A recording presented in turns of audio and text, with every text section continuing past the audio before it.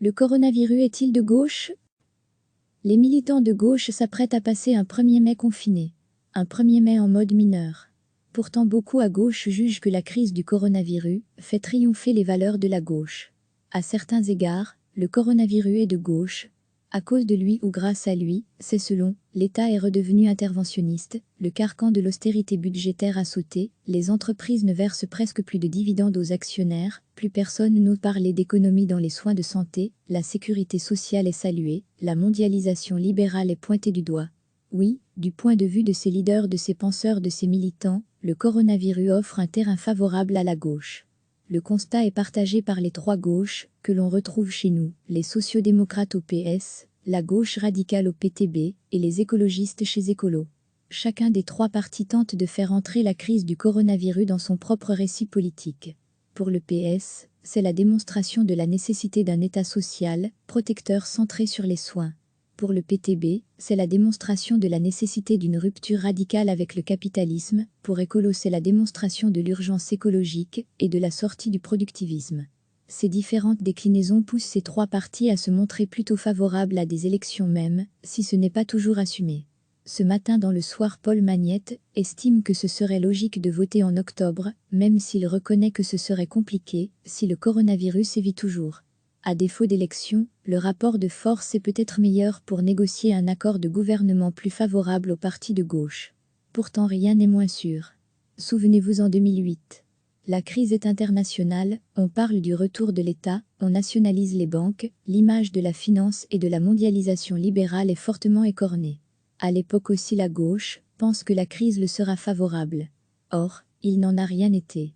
Les conditions d'exercice du pouvoir sont redevenues très défavorables quelque temps après, avec le retour de l'austérité budgétaire.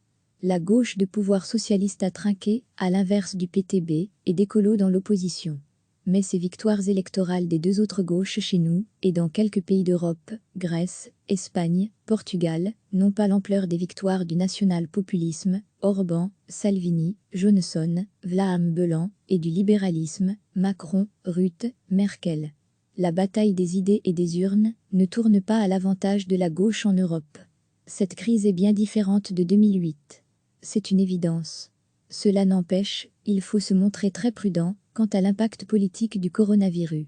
Il faut retenir que la gauche peut facilement faire entrer les crises dans son explication du monde. Mais la réalité lui résiste. Elle ne parvient plus ou très difficilement à traduire ses idées dans les faits.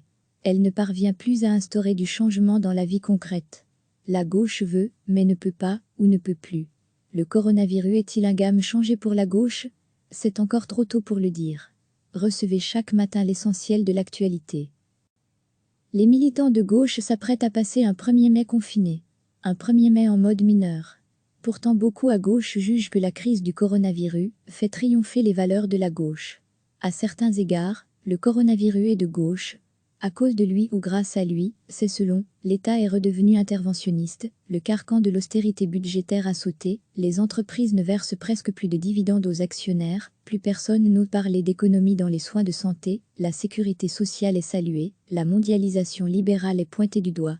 Oui, du point de vue de ces leaders, de ces penseurs, de ces militants, le coronavirus offre un terrain favorable à la gauche. Le constat est partagé par les trois gauches, que l'on retrouve chez nous, les sociodémocrates au PS, la gauche radicale au PTB, et les écologistes chez Écolo. Chacun des trois partis tente de faire entrer la crise du coronavirus dans son propre récit politique. Pour le PS, c'est la démonstration de la nécessité d'un État social, protecteur centré sur les soins. Pour le PTB, c'est la démonstration de la nécessité d'une rupture radicale avec le capitalisme, pour Écolo c'est la démonstration de l'urgence écologique et de la sortie du productivisme. Ces différentes déclinaisons poussent ces trois partis à se montrer plutôt favorables à des élections même, si ce n'est pas toujours assumé. Ce matin dans le soir, Paul Magnette estime que ce serait logique de voter en octobre, même s'il reconnaît que ce serait compliqué, si le coronavirus sévit toujours. À défaut d'élection, le rapport de force est peut-être meilleur pour négocier un accord de gouvernement plus favorable aux partis de gauche. Pourtant rien n'est moins sûr. Souvenez-vous en 2008. La crise est internationale, on parle du retour de l'État, on nationalise les banques, l'image de la finance et de la mondialisation libérale est fortement écornée. À l'époque aussi la gauche pense que la crise le sera favorable. Or, il n'en a rien été. Les conditions d'exercice du pouvoir sont redevenues très défavorables quelque temps après, avec le retour de l'austérité budgétaire. La gauche de pouvoir socialiste a trinqué, à l'inverse du PTB et d'écolos dans l'opposition. Mais ces victoires électorales des deux autres gauches chez nous, et dans quelques pays d'Europe, Grèce, Espagne, Portugal, n'ont pas l'ampleur des victoires du national-populisme, Orban, Salvini, Johnson, Vlaam-Belan, et du libéralisme, Macron, Rutte, Merkel. La bataille des idées et des urnes ne tourne pas à l'avantage de la gauche en Europe. Cette crise est bien différente de 2008. C'est une évidence. Cela n'empêche, il faut se montrer très prudent quant à l'impact politique du coronavirus.